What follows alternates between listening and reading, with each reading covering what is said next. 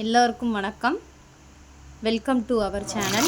இன்றைக்கி நாட்டுக்கோழி தண்ணி குழம்பு எப்படி செய்கிறதுன்னு பார்ப்போம். இந்த மாதிரி தண்ணி குழம்பு வச்சு சாப்பிட்டிங்கன்னா அட்டகாசமாக இருக்கும். வாங்க வீடியோக்குள்ளே போகலாம். இதுக்கு எந்த ஒரு மசாலாவும் வறுத்து அரைக்க தேவையில்லை. வீட்டில் உள்ள நார்மலான மசாலாவே போதும். ஃபஸ்ட்டு கோழிக்கறி எடுத்து நல்லா க்ளீன் பண்ணி வச்சுக்கோங்க. ரொம்ப கழுவ வேணாம், ஒரு 2 டைம்ஸ் கழுவுனா போதும். ஏன்னா அதில் உள்ள கொழுப்பெல்லாம் போயிடும். அதில் தான் டேஸ்ட்டே இருக்கும். இங்கே பாருங்கள், நான் கழுவையிலே எவ்வளோ கொழுப்பு தெரியுதுன்னு பாருங்கள் உங்களுக்கு.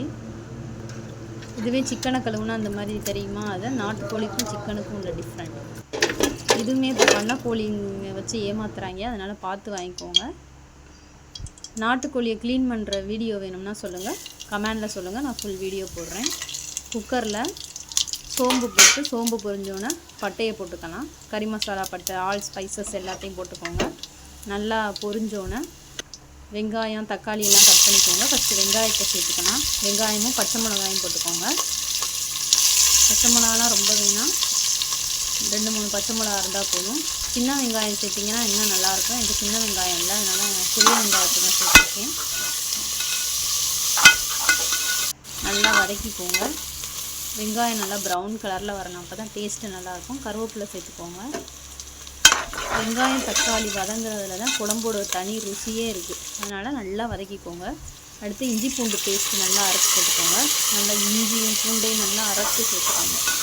இஞ்சி 1 மடங்குனா பூண்டு 2 மடங்காக சேர்த்துக்கோங்க. அப்போ தான் நல்லா கவுச்சி வாடை எதுவுமே இருக்காது, நல்லா வாசனையாக இருக்கும். நல்லா பழுத்த தக்காளியாக ஒரு 5-6 பழம் சேர்த்துக்கோங்க. எல்லாத்தையும் நல்லா வதக்கிக்கோங்க. நல்லா மையாக வதங்கணும். தக்காளி வதங்குறதுக்கு உப்பு போட்டுக்கோங்க. உப்பு போட்டு நல்லா வதக்கிக்கோங்க, அப்போ தான் நல்லாயிருக்கும்.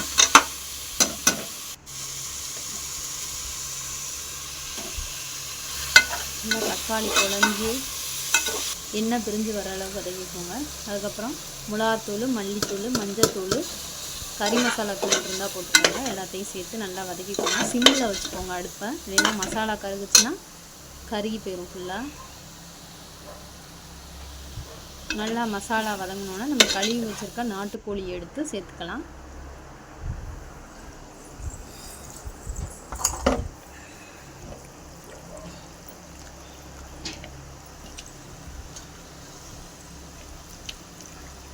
குக்கரில் தான் வச்சுருக்கேன், நார்மலாக சட்டியில் வைக்கிறாருன்னா வச்சுக்கலாம்.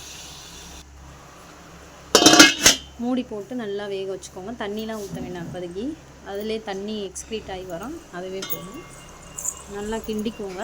நல்லா கிண்டி நல்லா பச்சை வாசனை போகிற அளவுக்கு நல்லா வதக்கிக்கோங்க கறியை.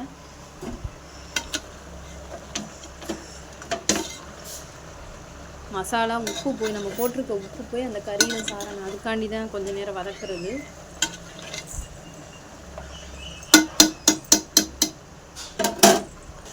வதங்கினதுக்கப்புறம் தண்ணி, கறி மூழ்கிற அளவுக்கு, கறியும் தண்ணியும் சேமாக இருக்கணும், அந்தளவுக்கு தண்ணி ஊற்றி குக்கரில் விசிலை போட்டு மூடி வச்சுக்கோங்க. ஒரு 3 விசில் வச்சா போதும். ரொம்ப தண்ணி ஊற்றிடாதீங்க, கறி அடி பிடிச்சிருமோ அப்படின்னு. அந்த தண்ணியே கரெக்டாக தான் இருக்கும், அப்புறம் வேஸ்ட்டாயிரும். விசில் வரையிலே அம்புட்டு தண்ணியும் பொங்கி ஊற்றிடும், அடுப்பெல்லாம் வீணாயிரும். அதுக்கப்புறம் ஒரு சீக்ரெட் மசாலா ஒன்று அரைச்சிக்கலாம்.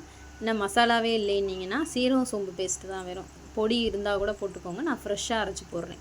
சீரகம், சோம்பு, மிளகு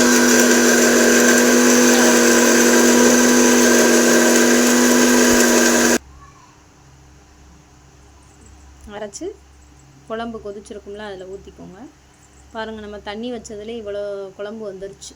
நிறையா தண்ணி ஊற்றுனீங்கன்னா இன்னும் நிறையா வந்திருக்கும்.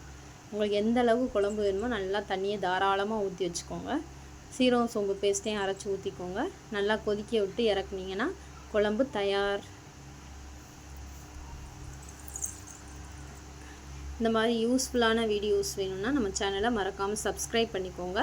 பக்கத்தில் இருக்க பெல் ஐக்கானை கிளிக் பண்ணிக்கோங்க. அப்போ தான் நான் போடுற வீடியோஸ் தொடர்ந்து கண்டினியூஸாக வரும். நாட்டுக்கோழி குழம்பு ரெடி, வாங்க சாப்பிடலாம்.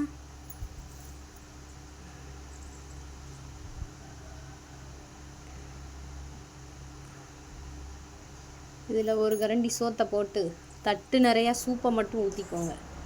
அப்போ தான் நல்லாயிருக்கும். நல்லா தட்டு நிறைய சூப்பை ஊற்றி 4-5 கறி எடுத்து போட்டு சாப்பிட்டு பாருங்கள், அப்படி இருக்கும்.